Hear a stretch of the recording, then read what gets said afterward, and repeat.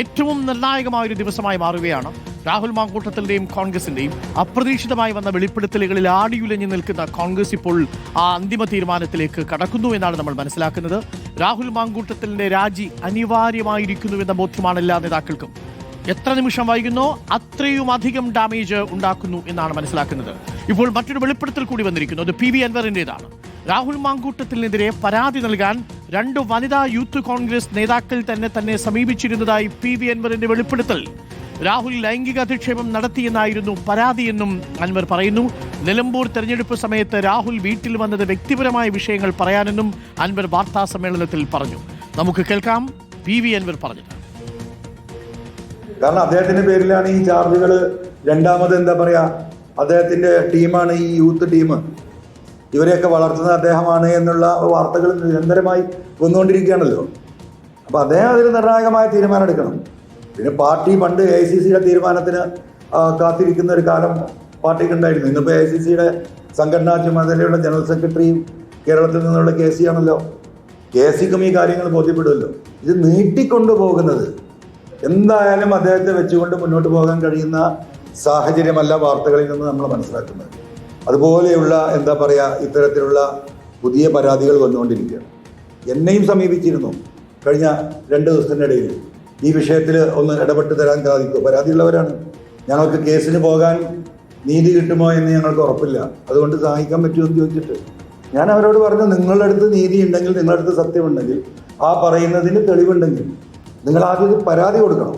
എന്നിട്ട് നിയമപരമായ സംരക്ഷണം നിങ്ങൾക്ക് കിട്ടുന്നില്ലെങ്കിൽ ആ ഒരു ഘട്ടത്തിൽ ഒരു പൊതുപ്രവർത്തകൻ എന്ന നിലക്ക് എൻ്റെ സഹായം നിങ്ങൾക്ക് പ്രതീക്ഷിക്കാം. അത് നിങ്ങളുടെ ഭാഗത്തും തെറ്റുണ്ടോ എന്ന് നിങ്ങൾ ഒന്ന് സ്വയം പരിശോധിച്ചിട്ട് നിങ്ങൾ തീരുമാനിച്ചോ എന്ന് പറഞ്ഞുവിടെ. ഞാനതിനെ പ്രോത്സാഹിപ്പിക്കാനല്ലേ തന്നത്. ഈ വിഷയങ്ങളുടെ ഗൗരവം അതീവ ഗൗരവമാണ്. കാരണം വീഴാൻ നേരത്തെ ഒരാളെ ഉന്താൻ എല്ലാവർക്കും എളുപ്പമാണ്. അപ്പോൾ വീഴാൻ പോകുന്നവൻ എന്നെ തള്ളിയിടുകയാണ് എന്ന് പറയാനുള്ള ന്യായം അവർക്ക് വേണം. അത് ഇവിടെ രാഹുലിനെ സംബന്ധിച്ചില്ല. അദ്ദേഹത്തിൻ്റെ അതെ അതെ അതെ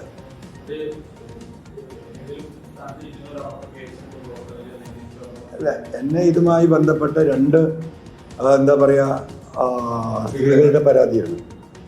അതുമായി ബന്ധപ്പെട്ട് എന്നെ സമീപിച്ചത് ഒരു കോൺഗ്രസ് ലീഡറാണ്, യൂത്ത് കോൺഗ്രസിലെ ഒരു ലീഡറാണ്. അല്ല മലപ്പുറം ജില്ലയല്ല, കൊച്ചിയിലുണ്ട്. അതെ അതെ. 2 വനിതാ നേതാക്കൾ രാഹുൽ മാങ്കൂട്ടത്തിനെതിരെ പരാതിയുമായി തന്നെ സമീപിച്ചിരുന്നുവെന്നും ഇപ്പോൾ PV അൻവർ തന്നെ പറയുന്നു. മുബഷിഫി അക്ബർ ഉണ്ട്. മുബഷിഫി അക്ബർ, ഈ ക്യാൻസറിനെ എന്തുകൊണ്ടാണ് കോൺഗ്രസ് പേറുന്നത് എന്ന് ചോദിക്കുന്നത് PV അൻവറാണ്. PV അൻവർ തന്നെ തുറന്നു പറയുന്നു, രാഹുൽ മാങ്കൂട്ടത്തിനെതിരെ യൂത്ത് കോൺഗ്രസിലെ 2 യുവ നേതാക്കൾ തന്നോട് വന്ന് പരാതി പറഞ്ഞിട്ടുണ്ട്, സഹായിക്കാൻ കഴിയുമോ എന്ന് ചോദിച്ചിട്ടുണ്ട് എന്നാണ് പറയുന്നത്. അങ്ങനെ എല്ലാവരും കൈവിടുകയാണോ മുബഷിഫി അക്ബർ?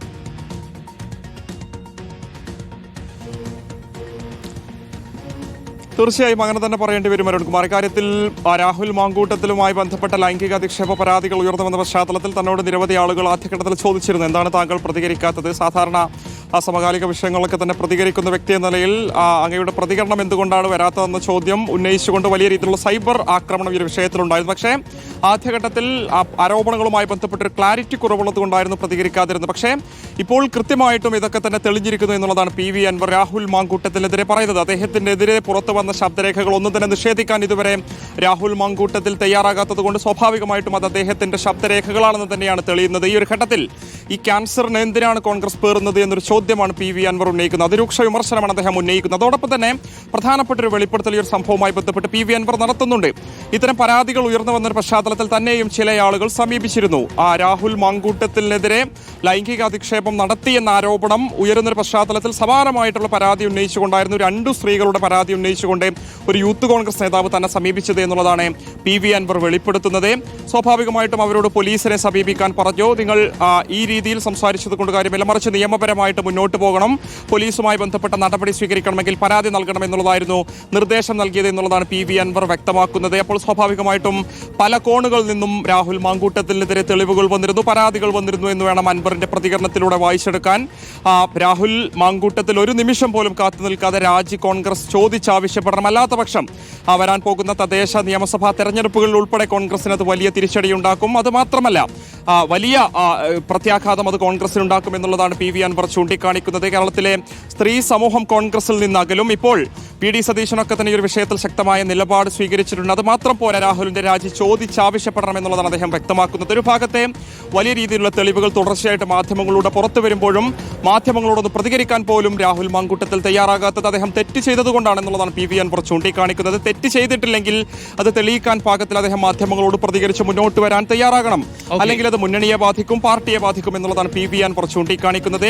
തനിക്ക് ലഭിച്ച ഈ ഒരു പരാതിയുമായി ബന്ധപ്പെട്ട് അത് ആദ്യഘട്ടത്തിൽ ഒരു വിശ്വാസയോഗ്യമല്ലാത്തതുകൊണ്ടും രാഷ്ട്രീയ പ്രേരിതമാണെന്നൊരു സംശയമുള്ളത് കൊണ്ടാണ് അതുമായിട്ട് മുന്നോട്ട് പോകാതിരുന്നത്. പക്ഷേ ഇപ്പോൾ റിപ്പോർട്ടർ ഉൾപ്പെടെ പുറത്തുവിട്ട ശബ്ദരേഖകൾ പലതും ഞെട്ടിക്കുന്നതാണെന്നും പി വി അൻവർ ചേർത്ത് പറയുകയാണ്. Okay, thank you.